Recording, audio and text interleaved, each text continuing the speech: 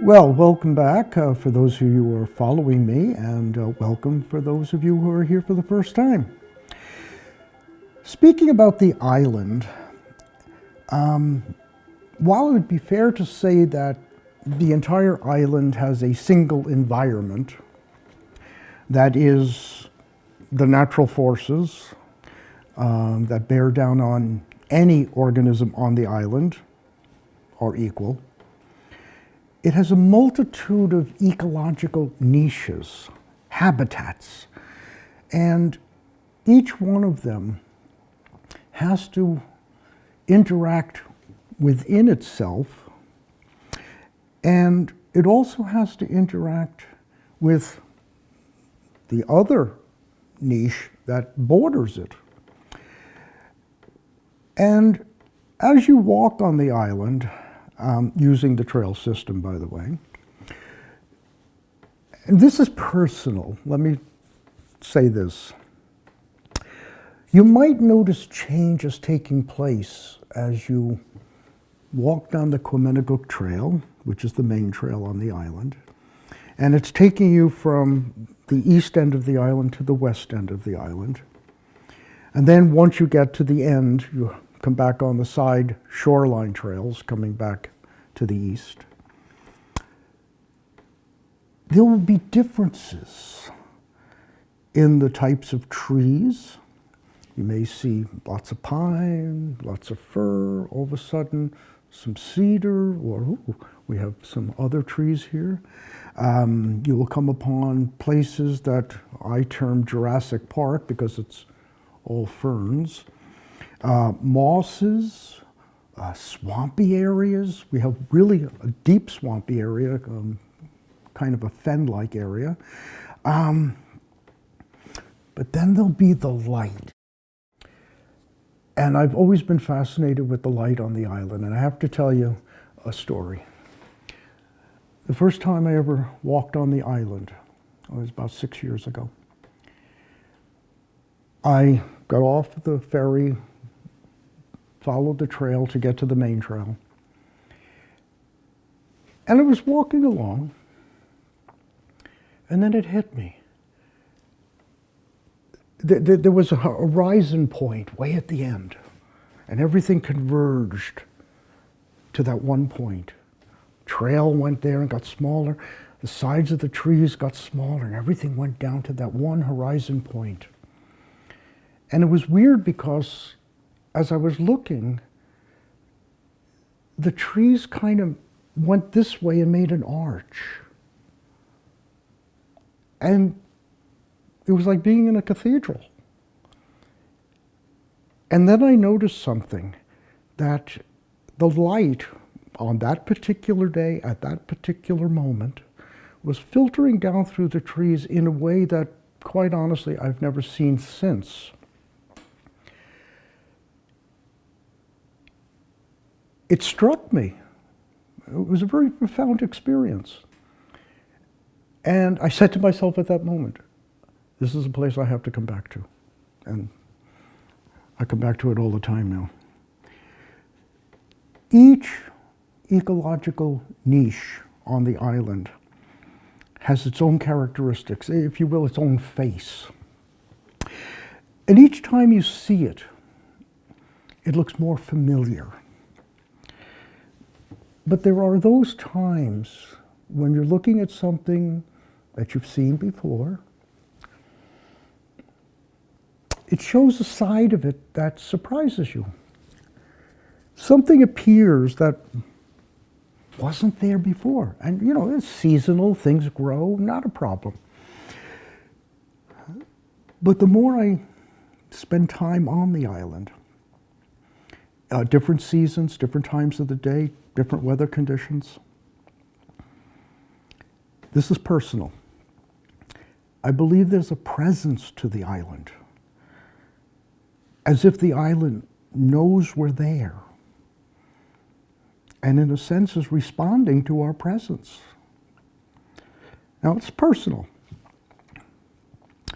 But there's also times, many times, that I look at the island through the eyes of science. When you look at an ecological habitat, it's a community of different organisms within a species, different species, different rates of tolerance, even to what's going on within the habitat. This plant over here, or an animal, may not get along with this one, like any neighborhood. Then it has to, on its borders, has to deal with that other habitat, which is different. You know, and you get kind of maybe border clashes. A lot of politics when you look at life. And the whole thing comes down to a matter of survival.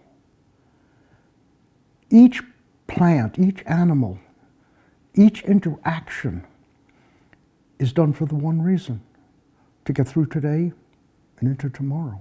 It's survival. In order to be healthy enough to grow, reproduce, and continue. That's evolution. So as such, well, it tends to appear the same most of the time. It's never quite the same. Changes are always taking place. And if you have eyes to see, and that's the thing, I spoke about that last time, studying nature. You have to have the eyes to see, the ears to hear, the nose to smell, things like that. These small changes are visible. And for me at least, the closer you look, the more fascinating it becomes. Thus, scientific classification comes into this as well. Beaubears Island has actually, for an island that's 2.3 kilometers long and roughly a half a kilometer wide, it has 3 different forest classifications. It has a number 1, which is a closed forest formation with dominant trees over 5 meters tall. We have some that are 25 meters tall, with interlocking crowns. Now basically I'm describing the white pines of the island. They're up there, all the crowns touch, and I don't know, maybe they like to be touched, maybe they don't. But then we're also a 1A, and that is a mainly coniferous forest. Most of the trees on the island are conifers. And while some trees there shed their leaves, they're the deciduous ones, the canopy always remains green because of the white pines. And we're entering into winter right now. The rivers are freezing, there's snow out there. And on certain, again, this is the light condition. On certain days, the white snow will be exactly the same as the white cloud, and you have to get it where it's just totally cloud cover.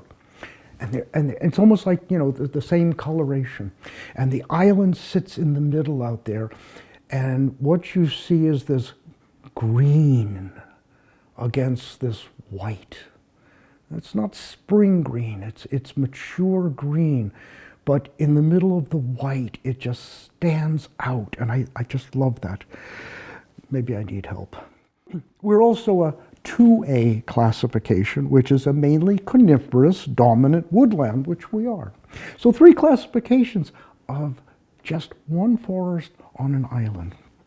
However, it also consists of 3 regional forest classifications as well, and this is very endemic to the Maritimes, Canada, but with the inclusion of New England, pretty far south there into New York, and extending out west to the Great Lakes area. And what it is, first of all, we are considered the Acadian forest. And what the Acadian forest is really is an admixture of a lot of different systems which converge right here, and converge really in New Brunswick. The main trees of the Acadian forest is the red spruce, the hemlock, and the balsam fir. They're the main ones. But we're also similar to the Great Lakes St. Lawrence River Basin. Again, going back all the way into Ontario and Minnesota, that area, where we take in the beech, red oak, white elm, and of course the white pine, which you see in southern Ontario. But then we also merge with the boreal forest, which is Canada's north. Black spruce, yellow birch, the sugar maple, the trembling aspen.